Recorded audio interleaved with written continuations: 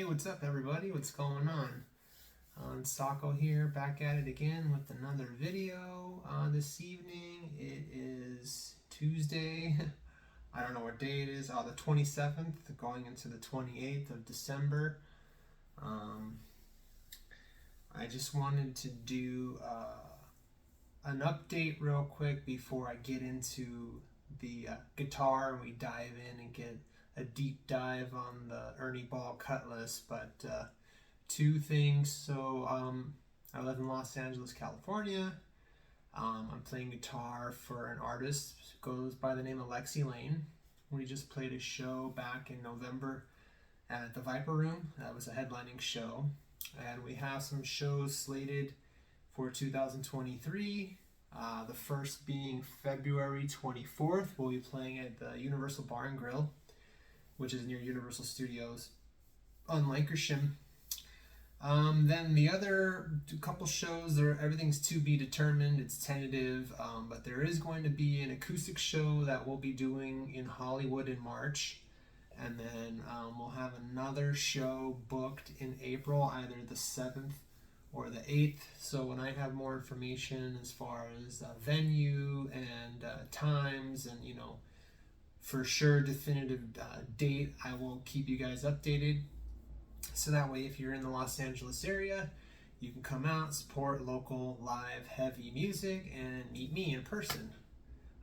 So that's kind of cool. The second thing I wanted to add to that is outside of doing the music with Lexi Lane, I have a project that I work with. It goes by the name of Bronco Forte, and it is psychedelic, kind of 90s grunge rock stuff.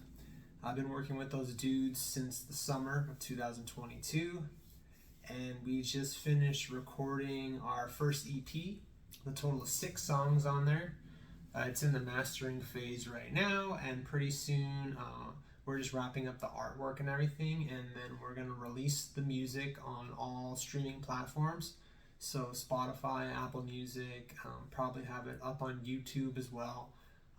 I don't know, we haven't come up with a name for the EP, but I do know that we're going with Bronco Forte as the name of the band.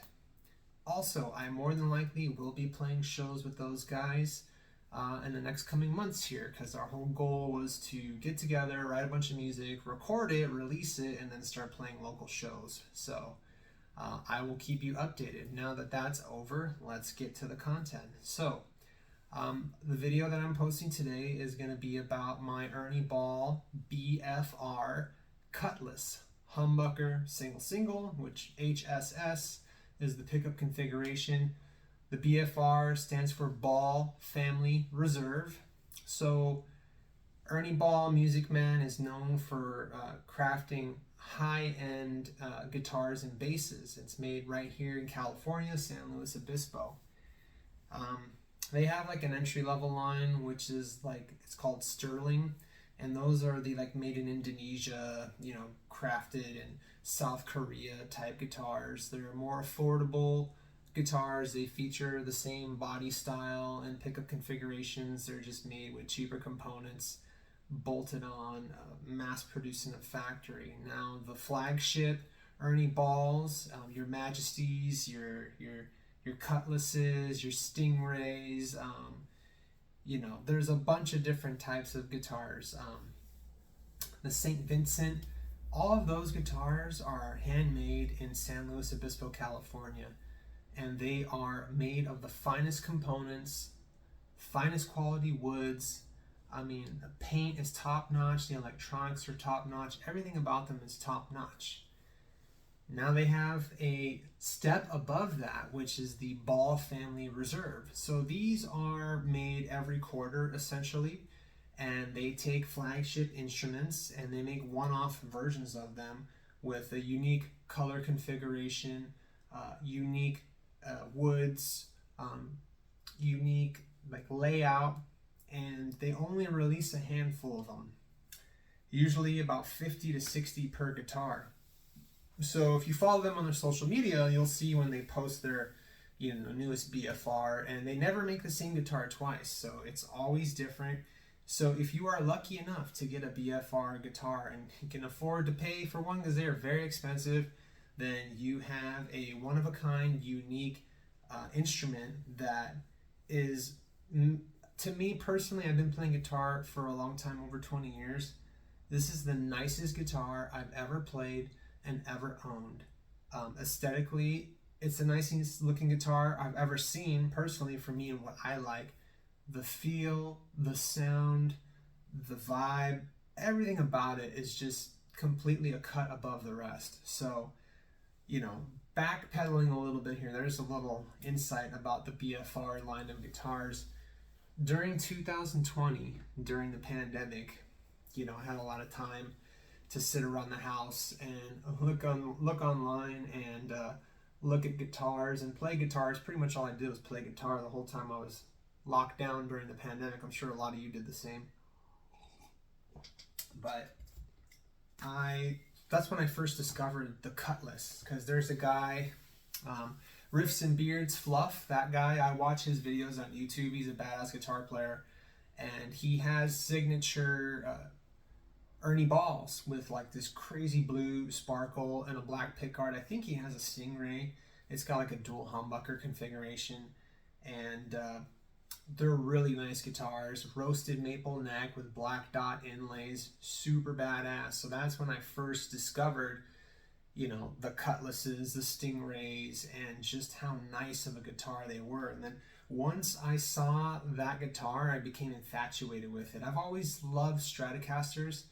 I've never owned one. I've only had one Strat in my life, and it was a made in Mexico Strat years ago, and it just didn't work for me. The feel wasn't there, the vibe wasn't there, the tone wasn't there. I was always struggling to play it. So I never was like a Fender guy. I never was a Gibson guy really either, just because Gibsons were kind of muddy and clunky and heavy, and it just didn't fit like my style of guitar playing and how I play. So I was this weird anomaly, which is why I gravitated towards other manufacturers of guitars, PRS being one of them, which is my custom 24 right there. You kind of get the best of both worlds. But the Cutlass is sort of like that, because you don't get that twangy, trebly Stratocaster sound with the Cutlass. There's something about them and the way the pickups are configured and the tone woods that they use. It's just a lot more robust and it's beefier, but it still has like a good neck, like not a super C-shaped neck, because a lot of Strats have that like classic 50s, 60s C-shaped neck that I just was never a fan of. I felt like I was playing like a big old slab of wood. So yeah, that's why I really like the Cutlass. It was like I kind of had a Strat, but it wasn't a Strat, and it was its own unique thing. In every video I watched on YouTube where they do demos of them, they sounded great. So I had gotten a bonus from work during the pandemic, kind of hazard pay or whatever, and what better way to spend that money than getting a brand new guitar. So initially I was just going to get a regular Cutlass, just the HSS, like maybe a gray color with a perloid pick guard, or a cream colored one, maybe the green one, and I was originally going to do it with a roasted maple neck. So where I messed up is I went on to reverb.com to look at guitars, and that's when I first laid eyes on this BFR Cutlass. And there was a couple of them on there, but the one that really stood out to me is the one that I eventually wound up buying.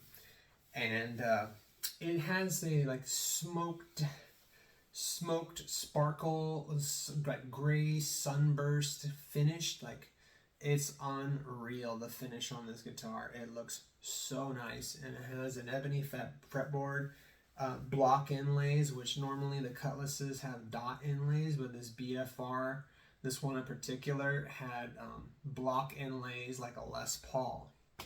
And then it had a binding on the neck and a roasted maple fretboard.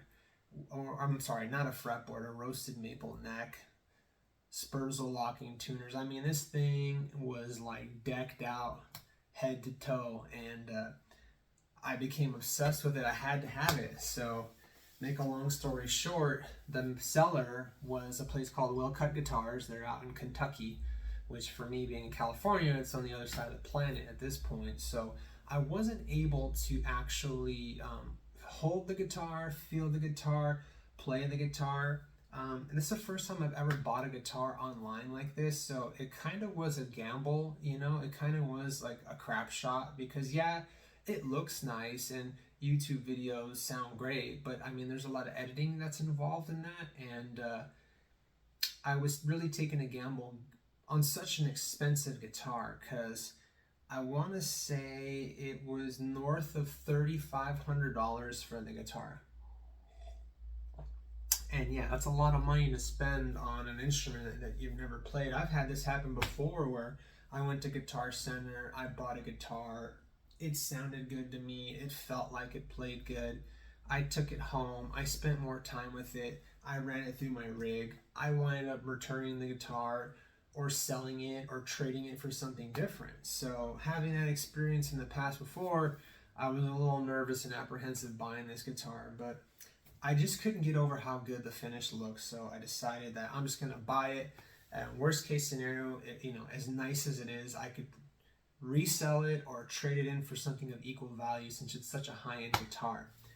So I ordered the guitar and they shipped it out to me and had it delivered to like a FedEx facility where, you know, signature was required, yada yada yada. The good thing about buying an Ernie ball back then is that they came with the standard SKB case. Now when you buy an Ernie ball, it comes with this like padded mono case, which is like super cheap and plastic, and like the foam in there is just like not dense, and it's like this travel case. Whereas what I got and what you used to get was like a full-on flight case, SKB, super sturdy, really good quality hard shell case. So anyways, I picked up the guitar from FedEx and brought it home, and man, unboxing that was such a joy.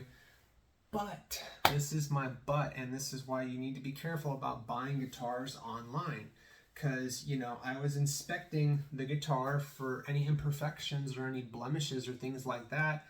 And lo and behold, right there on the neck, there were two very noticeable blemishes. One being on the actual fret itself. You know, the frets on this guitar are stainless steel.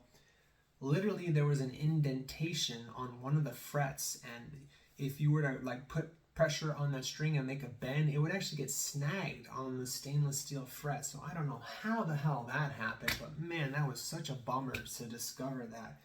And then on top of that, on the actual fret itself, there was like a weird knot in the wood, like a rough spot. It was like totally unacceptable for how expensive this guitar was, and it being, you know, the BFR top of the line, like their nicest guitar that they make. Like how it left the factory in that condition, I have no idea.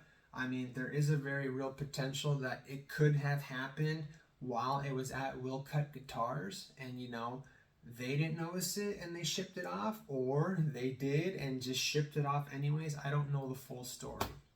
Luckily for me, my girlfriend's mom is connected in like the you know, NAMM like music world with, you know, she knows people from different guitar companies and manufacturers, and she actually has a friend who works at Ernie Ball. So she reached out to him and she explained to him my situation, and you know, he just needed like verification that I was the one that purchased it, you know, blah blah blah. Once we verify that I was the one that bought it and I was the sole owner, the first owner of the guitar, he covered the cost of the shipping to have me ship the guitar back to San Luis Obispo to the Ernie Ball factory, and they refurbished and fixed and got everything back to the way that it's supposed to be. You know, they polished the guitar, they did a setup on it, they tuned it to like this tuning that I like, which is D standard. They put my strings on it, the kind of gauge strings that I like, which is the heavy top and loose bottom. And then they shipped it back to me, and yeah, that was that. So big shout out to Joel Kraus at Ernie Ball, because yeah, he really came in super clutch and got the guitar back to like 100% where it should be. So Now that that super long-winded story is out of the way, I'm going to unbox the guitar here. It's sitting right behind me. And I want to show you what a BFR Ernie Ball Cutlass looks like. So let's dig into it here. First things first is the case. So this is the case. Mind you, I have a lot of stickers on it, but this is the actual case that came with the guitar. And see how it's like a full-size flight case, SKB. It says Music Man on there. It's super thick and heavy duty, and just so much nicer than the mono cases that they come in with now. Plus, it's kind of cool here, if you could see that on the camera, how it says Ernie Ball, and then it says Cutlass right there. So it says the model number on the case, which I think is pretty sweet. So yeah, let's dig into the guitar and I'll show you. But before I do that, and there were some goodies that the guitar came with, so let me show you those. It came in this little pouch here. There was a few things that it came with. It came with some extra springs for the guitar because it has a tremolo system on it. It does have a whammy bar. You know, a business card from Will Cut Guitars, Prop 65 warning, California, everything gives you cancer. This was a little hand tag that was on the guitar, the Ernie Ball hand tag, just that was on the headstock. There was a couple pieces of paper in here. This basically just showing how to change the 9-volt battery. There are active pickups on the guitar, not passive. So they do sound really good though. I'm just pleasantly surprised. You have a pickup configuration here showing the different ways the pickups get split. And how they sound when you use the pickup selector, so that's kind of cool. Lets you know how everything works there. They came with a little baggie of like guitar polish and string polish and neck polish and all that stuff. These like individual like one use wipes, so that was kind of cool. And then they came with the Ernie Ball booklet here, which has the warranty card on it, which I'm just now realizing I never filled it out. So the guitar no longer under warranty, but it said it was only good for a year after you purchase it, so it doesn't even matter. But look at that, it's got the goat on there, John Petrucci, living legend. So yeah, that's it. It all really came with. There was like a few other things it came with, like the keys for the case to lock it. You know, 2 sets of keys, whatever, and then a Will Cut guitar pick here, which I don't even use. I use the Dunlop Jazz 3, so this is kind of just, it's gonna collect dust really. And then the only other thing that it came with here was the actual certificate of authentication, which shows you the numbering right here. So says Ball Family Reserve on the envelope, and then there's the certificate of authenticity. If you guys can see, it shows the date, the number. This one was 35 out of 56. It says December 10th, 2018, the serial number, and it's signed by Scott Ball, Vice President Ernie Ball Music Man. So that's kind of cool. And it says Certificate of Authenticity, Ball Family Reserve. This document certifies that the instrument listed below is an authentic Ball Family Reserve instrument. Further, this instrument is a limited release and was crafted with the absolute greatest of care and precision, using only the finest materials in the best traditions of Ernie Ball Music Man. So, there you go. That's that. Put this thing away and let's get the guitar out. Now, I'm not going to plug it in and play it right now just because I don't have the proper sound for that, really. So, let's get this thing out here. So, this is it right here. This is the guitar. Ball Family Reserve, Cutlass, BFR. So, I'll get a close-up shot there. You can really see the sparkle on the guitar. It's really, really incredible. There's the humbucker single configuration, 5-way blade right here to select the pickups. You have just the volume and the tone knob. What I really like about this guitar is that the volume knob is far enough out of the way to where I don't hit it when I play. Normally on a Strat, the volume knob is so close to this bridge pickup here that I always wind up hitting it when I'm playing aggressive, and like I wind up turning the volume down. I don't ever have that problem with this guitar. So it's pretty light. I haven't weighed it. I don't know how much it weighs exactly, but the guitar definitely is like very comfortable to wear it. You know, I have rehearsals with this thing and I'll wear it for 2-3 hours at a time, and it definitely does not get heavy or strain my shoulder or anything like that. So you can see that this guitar has a matching sparkle headstock, and it just says Ernie Ball Music Man, and it has the Cutlass name right there on the headstock. And you know, a lot of people talk crap about the Ernie Ball headstock, like it's the ugliest headstock in, you know, the guitar industry. I don't know, me personally, I like the 4 on top, 2 on bottom. I think it looks kind of cool. So there is your neck, which has ebony wood, the block pearloid inlays, and then those are stainless steel frets there on the guitar. So, and then on the back side here, flip this thing around, you could see the back side of the guitar has a sparkle finish on it as well too. And there's your 9-volt battery for your pickups, which I just had to change. I've had the guitar like 2.5 years, and I barely had to change it the other day. So you can see there the neck plate, it says Ernie Ball Music Man BFR with the serial number on there, and then the coup de grace right here, the roasted maple neck,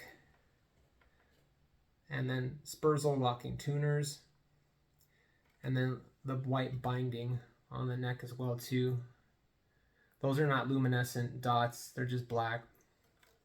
So yeah, really get a look at that flame maple. And then I love it has the state of California bear on there. You can see that on the headstock. The stamp says made in San Luis Obispo, California. I'm born and raised in the state of California, so I think that's extra cool there on the headstock. So yeah, this is it, man. These guitars are really, really badass. I'm super stoked that I bought it. This guitar is super rare. I don't really see these for sale anywhere online. And yeah, I definitely am going to hold on to this guitar for a very long time and keep it in my collection. And hopefully over time, this thing will appreciate in value given the scarcity and the rareness of it. But, you know, just like my other videos where I talk about watches or other guitars and things, I don't buy these things to keep them in their case and not use them. I buy them to enjoy them and to play them. So if you do come out to see me performing in LA at a gig, you know, in the next coming months here, you can expect to see this thing on stage, and I'll be playing the crap out of it and headbanging and, you know, putting this thing to work, because it's a guitar at the end of the day, and it was designed to be played and make music. So yeah, anyways, just thought I'd share this guitar with you guys. I'm a big guitar aficionado, and I think this one's super duper cool and pretty rare. So I thought it'd be fun to talk about it and, you know, show it, throw it up on the YouTube channel for you guys to see. Maybe I'll make a video here once I get my sound dialed in where I can get the guitar stuff sounding better, and I'll throw up a video. I'll run it through my amp, my tube amp, and then you can hear what this thing sounds like, because these pickups are actually really, really good. Don't even have to replace them like I did with my PRS. I put bare knuckles in there. These don't even need to be replaced. So yeah, that's it. Quick video there. The BFR Cutlass. Yeah, that's it. Appreciate you guys watching the video. Let me know what you think of the guitar in the comments section. All right, take care.